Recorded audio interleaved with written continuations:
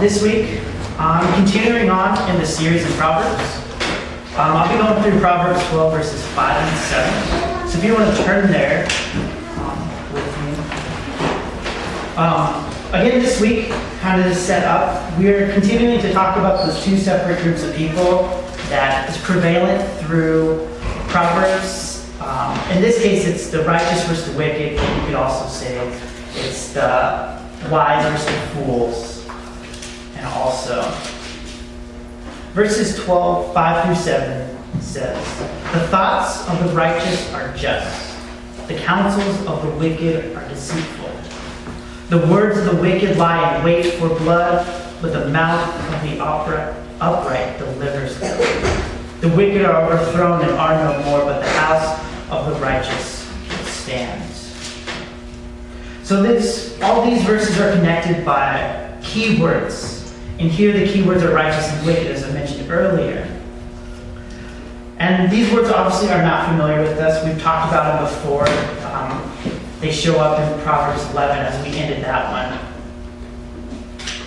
one. And here the comparisons deal with their thoughts and their words. They contrast each other and how they act. And then verse 7 kind of sets it as a conclusion of what will happen to them. The verses build on top of each other for that ultimate in which the wicked are overthrown and the house of the righteous stands. So starting in verse 5, "The thoughts of the righteous are just." Here the thoughts of the righteous are a kind of way they walk. It can be described as like a plan. They planned out their ways. They know what they're going to do, and in their plans and in their thoughts, they come out in a just kind of understanding. It's a uprightness, not necessarily being a justice or having a declared kind of punishment. But they walk in a way that is considered virtuous. We could say that they walk kind of in the way of the greatest commandments. They love God and they love their neighbor. The wicked, on the other hand, their counsels are deceitful. They would be, in contrast, unjust. The counsel here has overlapping meaning. It could be also translated as guidance. And it kind of, the view is that they kind of are going through life and they're just kind of also planning in it, and they're mapping out where they want to do, and they're guiding like a boat through it, in this case, be themselves.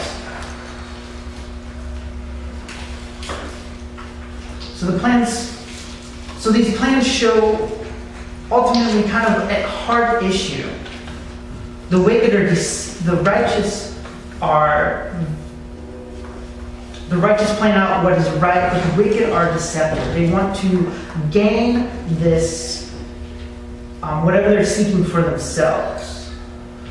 The justice would be unlike Cain, in which he says, "Where's his brother keeper?" The justice is going to look after their brother. They're going to pick what is right for everyone, according to what is commanded of them.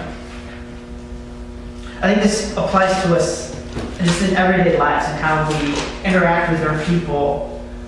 And as we make plans through, especially in holiday seasons, for where we want to go, like Black Friday, you get all those people jumping on gifts and they're pushing people out of the way. They have no consideration. Where someone just is not going to push people to get what they want. They're going to wait their time. They're going to seek what is right.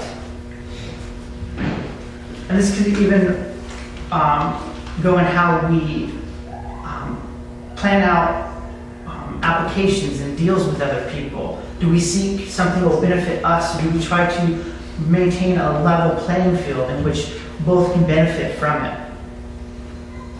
And verse 6 then continues on to the structure. That not only the plans which both the wicked and the righteous go through, but ultimately how it comes out. The words of the wicked lie in wait of the blood, but the mouth of the upright delivers them. Here the wicked kind of have this assault type mentality. The words lie in wait for blood. It's like Rambo sitting outside the forest area ready to take his enemy by storm. The NLT translated as a bloody ambush, and one commentator said that would be a very good imagery to see of it. This theme also comes, is familiar from Proverbs 1:11, where the father tells his son, kind of the motif in which it happens, not to associate with the sinners who wait for innocent blood. And this could even attend here that the words of the wicked tend to attack that which are righteous or even innocent towards people. They would do this by means of rhetoric. They would insult the person. They may accuse them falsely of doing something, or even start rumors to discredit them. But it also not only shows up in what they say, but how they say it. They're going to be sinister to them, maybe even very sarcastic to them. In contrast, is the righteous, and their words saves them or delivers them. And the image, it kind of is when the wicked attack the innocent or the righteous, the words of them will deliver them from that ensnaring tangle. The wicked can't hold the righteous down with their evil words. And the righteous will come out violent in victory of there it is. And just applications from this, there's tons of stories I can tell from being in the military, of me being on the wicked side of this house, and also on the other side. But just how times we talk about people behind their back. We might even in church meetings try to pin people against each other to try to get our ways.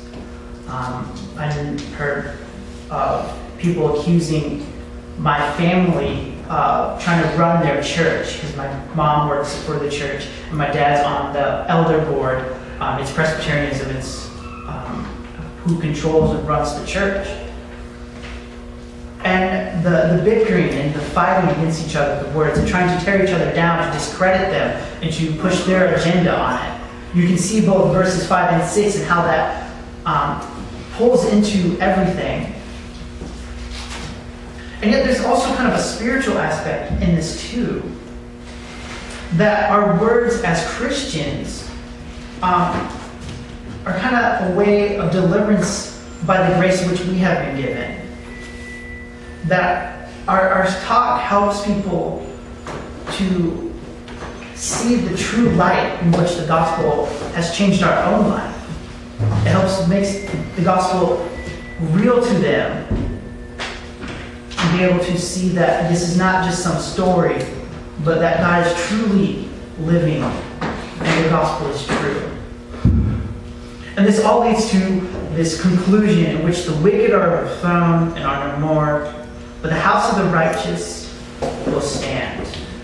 These verses are very much what happens ultimately when it comes down to it. Though the wicked come with their snares and with their evil plans, ultimately they will lose everything. This is repeated in 11:21. And there's an aspect in which they can lose stuff here. You can imagine CEOs who have cheated their companies out and have been found out and they've lost their job. And they've lost all their money and their wealth that came with it. But there's also a spiritual aspect in which the wicked, if they're not punished here on earth, they will be punished by God. That they will lose everything that they've worked here on earth and won't inherit anything when they leave this earth. The righteous, on the other hand, will stand firm. That even through the trials that they face here with the wicked attacking them, they're going to maintain it. And in this kind of thing, it would have maintained their prosperity in their house. They would have continued to have their fields. They would have lost everything. But even in the spiritual sense, the righteous inherit the kingdom of God. They get power and wealth, which is beyond what we can even imagine. And this also brings into an image of what Matthew says in chapter 7. You have at the end of the Sermon on the Mount, and Jesus is just given this great discourse on what they should be doing as his disciples, and how they should not just not murder, they should also not hate people unjustly and unrighteously. And he comes to this end, and he has this image of those who obey his words, they will stand when the trials hit. They are on the stand, they're on the rock. But those who do not listen to him, they will fall when the waves and the storms come. And so they kind of, you see this through this motif that the wicked will receive what they deserve in their judgment. And the righteous will continue to stand and live on when they die, and then God ultimately saves them by his grace.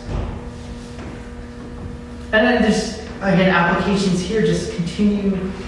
We can see it work throughout.